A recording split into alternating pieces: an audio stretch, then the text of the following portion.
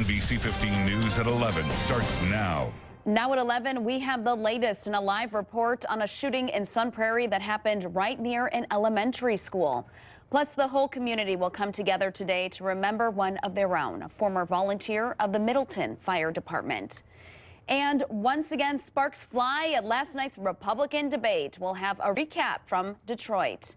But first, we're following breaking news this morning as Sun Prairie police investigate a shooting. NBC 15's Hannah Flood is live at the scene, which is very close to an elementary school. Hannah, what's the latest?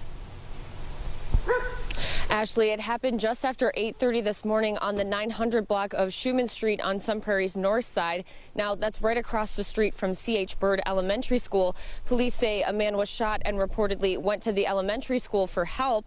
The school is reporting that the shooting was domestic related. Police say a 34-year-old woman is in custody. She reportedly shot a 30-year-old man in the hand. The man is expected to recover. Authorities say 3 children were in the home at the time. They are now staying with family members.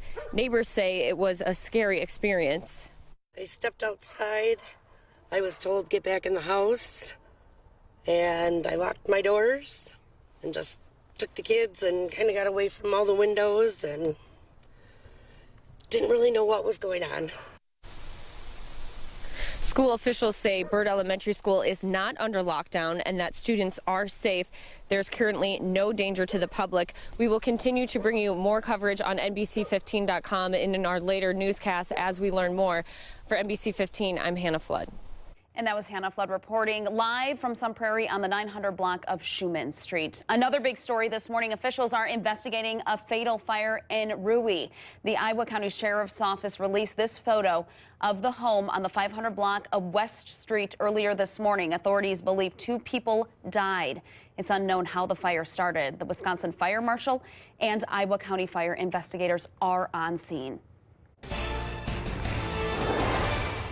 And we started with a little bit chilly in terms of temperature this morning. Temperatures in the teens, even some single digits and 20s out there. But we're going to leave those cold temperatures behind as we head over the next couple of days.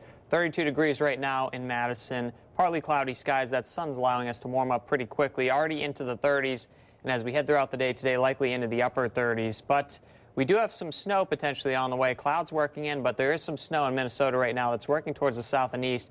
We might actually get in on some of this as we head towards this evening through the overnight hours. But afterwards, we're going to be looking at some much milder temperatures. So looking at the day planner today, up into the upper 30s, then back down into the low to mid 30s. Snow likely flying around 9 p.m. And then as we get towards this weekend, I have all the details on some of that warmth that's coming ready for next week, coming up in just about 10 minutes.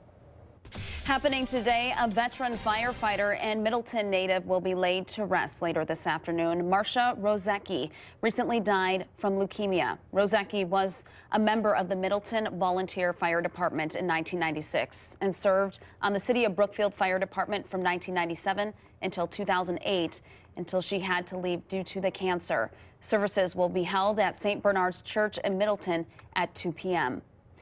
There will be no parking in some areas of Middleton until 4 this afternoon for that funeral. You will not be able to park on Clark Street's west side. There will also be no parking on Franklin Avenue's north side from Middleton Street to Parmenter Street. The south on North Pleasant View Road to First Lutheran Cemetery as well. The northbound lanes of North Pleasant View Road on the north side of Old Sauk Road will be closed from 3:30 until that service has ended. The Young, Gifted, and Black Coalition is marching today to remember a man killed in an officer-involved shooting. 19-year-old Tony Robinson was shot and killed by Officer Matt Kenny March 6th of last year. The march was orchestrated as a step to end state violence. The march begins at 4 at Library Mall on State Street. The Dane County District Attorney did not file any criminal charges against Officer Matt Kenny. Now to our Decision 2016 coverage. The Republican presidential campaign heads into a crucial stretch after a primetime debate that turned into a brawl. NBC's Hallie Jackson reports. Even after 11 GOP debates, this moment unprecedented. And he referred to my hands. If they're small, something else must be small. I guarantee you there's no problem. I guarantee it. All right. Okay. Donald Trump below the belt and under fire from all sides. Breathe. Lion breathe, Ted. Breathe. When they're done with the yoga, can I answer a question? You cannot. Well, he's very flexible, so you never know. Trump targeted even before he took the stage by former Republican nominee Mitt Romney. His promises are as worthless as a degree from Trump University. Romney earlier today telling Matt, I'm going to do everything within the normal political bounds to make sure that we don't nominate Donald Trump. I think he would be terribly unfit for office. I don't think he has the temperament to be president. And this morning, Romney insisting to Matt he would not consider stepping in if this race came down to a contested convention, but not completely closing the door. There are no circumstances I can foresee where that would possibly happen. The Stop Trump movement extending to the debate stage. Marco Rubio and Ted Cruz taking aim. And he's trying to con people into giving them their vote, just like he conned these people into giving them their money. Megan, let me just ask the voters at home, is this the debate you want playing out in the general election? John Kasich, meanwhile, looking to stay above the fray. And let's stop fighting. But even after all the fighting, Don't worry about it, little Marco. Gentlemen, let's hear it, gentlemen. all the candidates answering the same when asked, would you support the Republican nominee? I will support whoever is the Republican nominee for president. Yes, because I gave my word that I would. I'll support Donald if he's the Republican nominee. But the answer is yes, I will. Yes, you will support. And that was Hallie Jackson reporting the Republicans have 4 contests this weekend in Kansas, Kentucky, Louisiana, and Maine.